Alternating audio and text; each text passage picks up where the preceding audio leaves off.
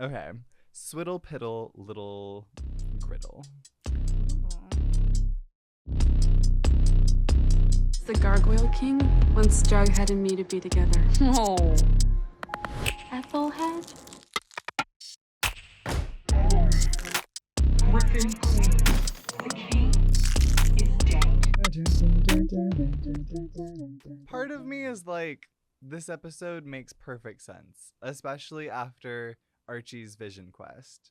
On the other hand, it's like, I feel like I almost missed an episode. We get Archie returning to Riverdale. And I think the reason that I had that disconnect is because Archie's entire deal has been like, gotta escape Hiram, gotta like not put anyone else in danger. Internally, I understand that you beat up the like innocent The version, like weak version of yourself. but also like, how does that then make it to where you're not putting other people in danger by being around them? He's like kind of become like evil Tobey Maguire. Dark Archie. In the Spider-Man movies. The Riverdale Spider-Man. Archie is Peter, I think. It's pretty. And then Ronnie would be Gwen. Who's well, MJ? maybe his neighbor. Okay. Wait, so that would be Betty. Who is Jughead then? Does he Jughead is Does he have like the a Green Goblin. I was gonna say that, but like only the Willem Dafoe one. Because I you're don't know if there's attracted to another him. I hunger and thirst. I hunger and thirst. Me at work listening to that today. Guys, watch the Testament of Anne Lee and then Riverdale, report back to us. Riverdale Testament of Anne Lee. Betty's Betty's Anne Anne Lee. Lee. Archie goes into Le Bon Nuit and is like, Ronnie? And They bang it out. and then they bang it out. He's having this core 4 meeting with Betty and Jughead and Veronica. And he orders a root beer float and they're all like, but that's not what you normally drink. And honestly, like, as much as Archie is acting different, I think everybody is being really annoying about it. Jughead is like, the serpents have been enlisted by Ranika to protect Le Bon Nuit. And Veronica's like, and that protection extends to you, Archie Kens. And Jughead is like, I have people watching you from the shadows at all points. Like, yeah. What? Jughead also let slip with that. Bangs is actively undercover with the gargoyles. And he's doing his Fizzle Rocks dealings and is climbing the ranks. Yeah. In the gargoyles. So soon they will have unmasked the diva Gargoyle King. Betty goes, I guess that means no studying for the SATs this weekend. And Archie's like, right. The SATs. You got sentenced to juvie for manslaughter. You got shanked. You got manhunted. And you got attacked by a bear. Take a year. Like, what if And- you just are a year behind? And that's exactly what Waldo says. Principal Weatherby pulls him for a little chat and is like, hey, you shouldn't take your SATs in like a week. Like, And it's framed to us like we're supposed to be mad at Waldo for this. But I'm just saying, like, he's being realistic. If anything about Riverdale is that there are no plot holes. exactly. None. There are some holes though. So there are some holes. And actually, no, that is a good segue because That is a the good tea segue. is Penelope and Claudius are having a stogie. They're smoking a stogie with Hiram, while Hiram is like, I'm going to buy the Sisters of Quiet Mercy because all those nuns killed themselves and now it's free Free for me land, to be land to taking." buy up for my kingdom. And then Penelope is like, for my brothel? And he's like, no. Hiram is like, we do in fact though need a sheriff since Diva Minetta was decapitated. Mm-hmm. What if it's you, Claudius? It wasn't a question, it was an order. That's my Hiram voice. No, yeah. It wasn't a question, it was an order. So we've set our stage. Veronica. She's off at her little locker, and suddenly Reginald Mantle pops up and is trying to give her a little kiss, and she's like, Veggie can't stand. Papa came home. His little heart just shrivels up, and he's like, all you had to say was Papa came home. Yeah. And Oof. But Veronica is off doing that, and deciding to throw a little surprise for Archie, and everyone to take their mind off of everything. What is weighing on his mind?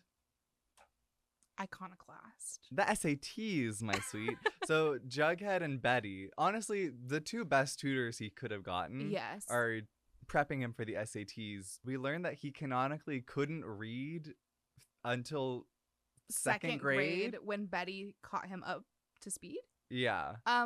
So Archie was failed by the public school system. Which tracks. Jughead has to leave this little study session early, though, because he gets an ominous text from his man on the underground. It's a code emoji from Fangs.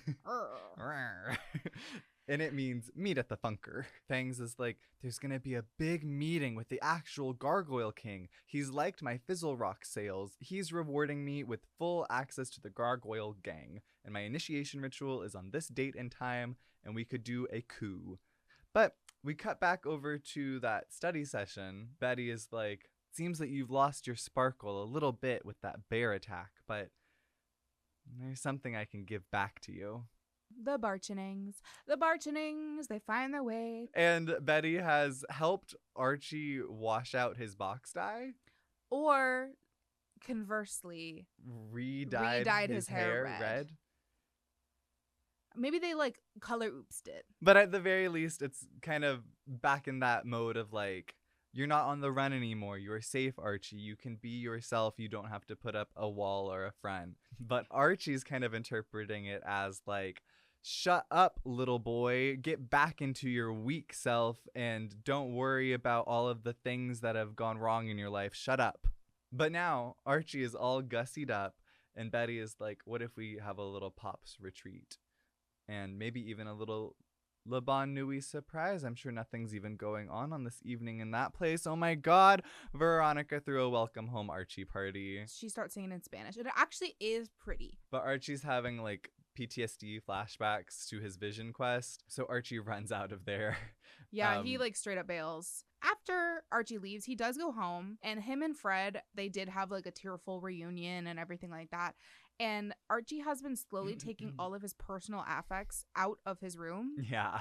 And Fred is definitely concerned, and he isn't quite sure what to do about it. So we cut over to the Cooper house where, of course, shenaniganery is going afoot. Alice has transferred all of the money from Betty's, like, teen debit card.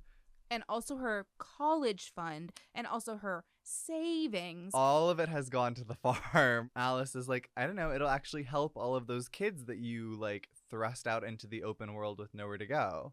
I'm sorry, you mean saved from the Sisters of Quiet Mercy? Betty is like, there has to be legal action that can be taken for this. Let me go talk to Attorney McCoy. Sierra is like, oh, Diva, it looks like there was a signature that was like received by the bank or something that your mother and father both agreed to this. And Betty is like, that's not my dad's signature. That's obviously a forgery. I can see that plain as day. Plus, my mom never even visits Hal. I know this for a fact. And Sierra is like, well, if you get Hal to sign an affidavit proving that he didn't sign this bank statement, then we could pursue legal action to get your college fund back, Betty. Which, like, that cannot be how the law works. Because he's a convicted multiple serial murderer. killer. Like, in order to get her college fund, she would have to visit Hal in jail. So what does she do? Just that. And it's even more Silence of the Lambsy than last time. And he's like, I'll sign the affidavit if you bring me a G&G manual. Betty's like, how do you even know about this? He's like, I read the papes. She comes back, brings the thing. He is like, did you know? I poisoned the cups for Principal Featherhead. So he signs the affidavit, but now Betty has a weirdo quest about, wait, was my dad somehow a serial killer back in the 90s? As she's leaving this nebulous facility, the guard is like, you and your mom keep missing each other just by a little bit. Your mom, Alice Cooper, she comes every Monday. And Betty is like, okay.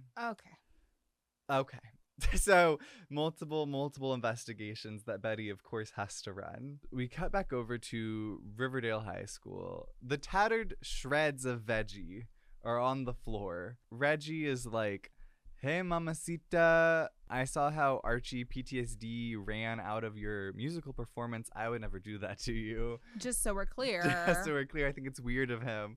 And Veronica is like, I'm sorry, we can't do this. Mhm. So Reggie's PO'd and he's like, time to go to the locker room.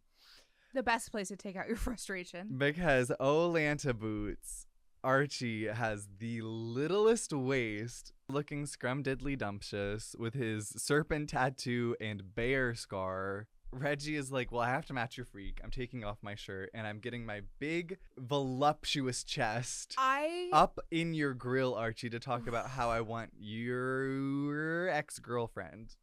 Right. He's just basically like, dude, you're acting like a fucking bitch.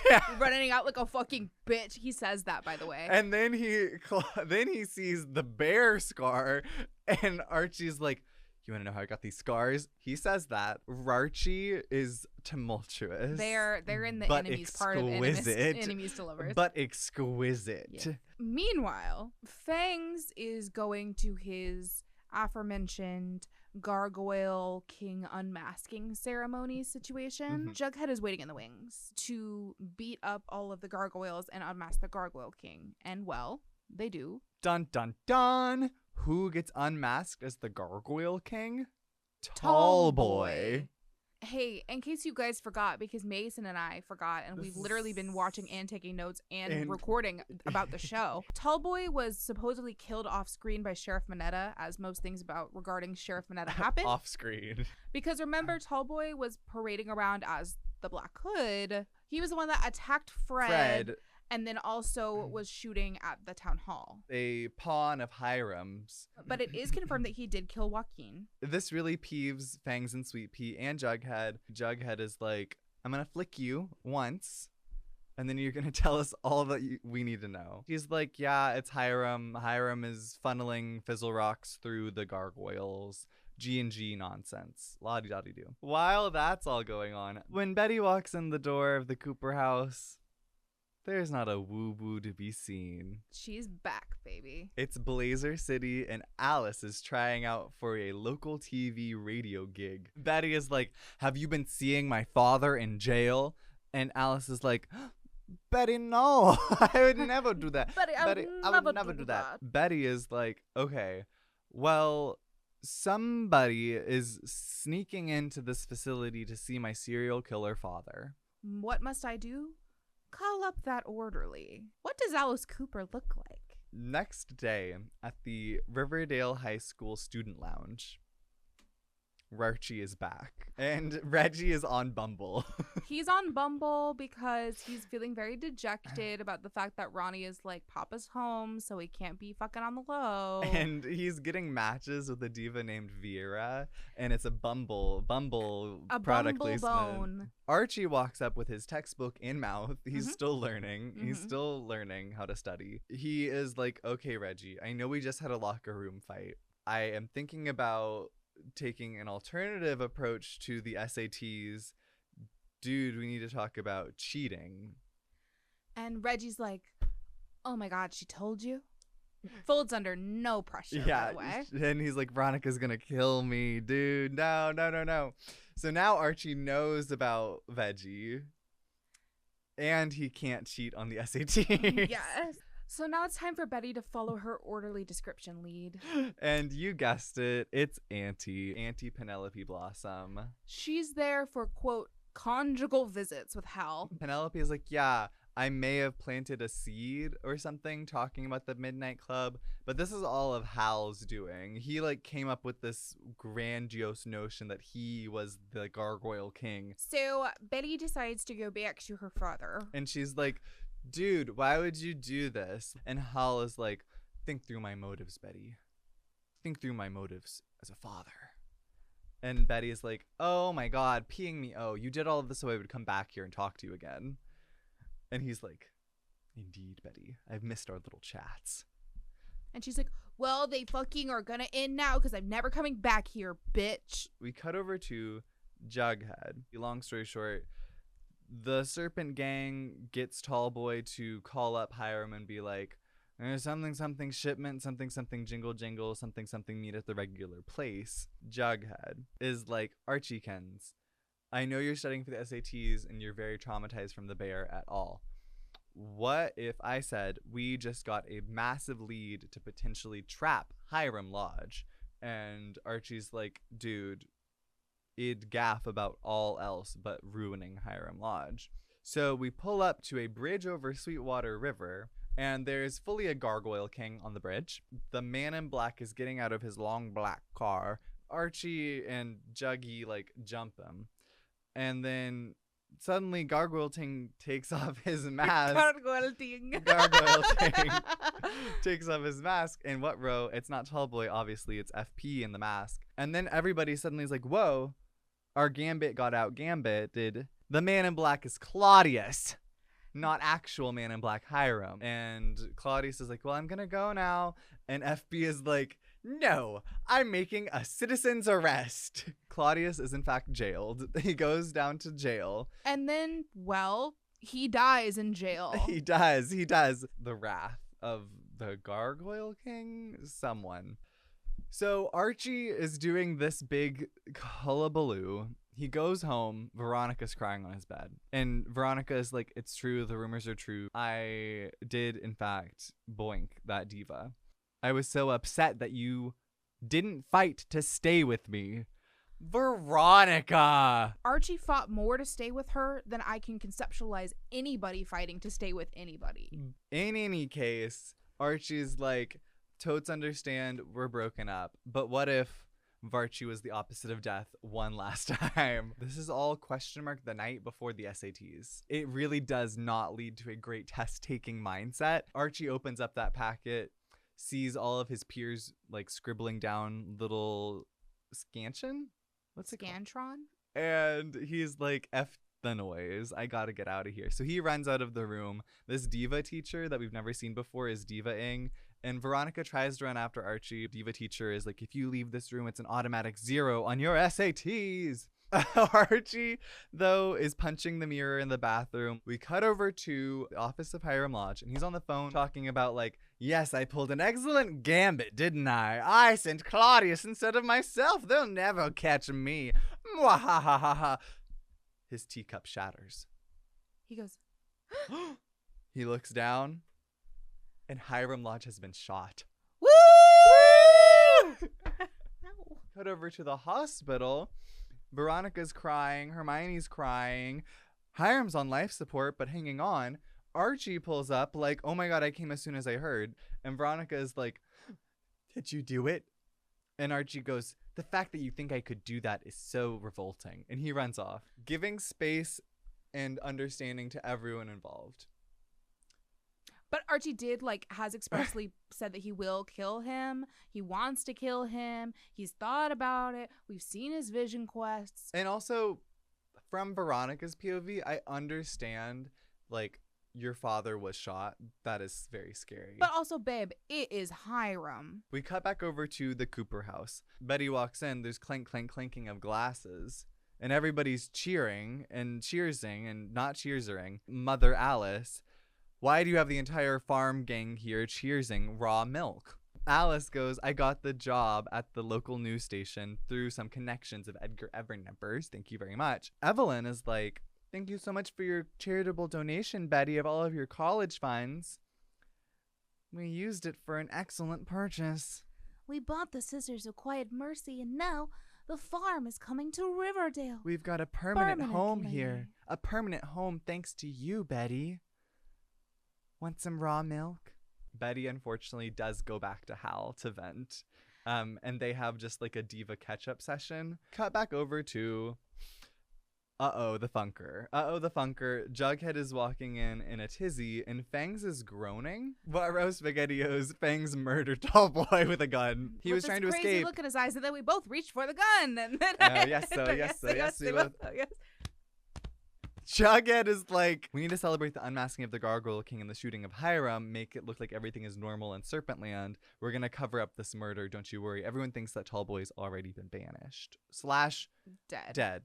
Anywho, that's going on. We cut back over to Riverdale General Hospital, where Archie has stormed off. Veronica is sitting by Hiram's bedside. And Reggie pulls up.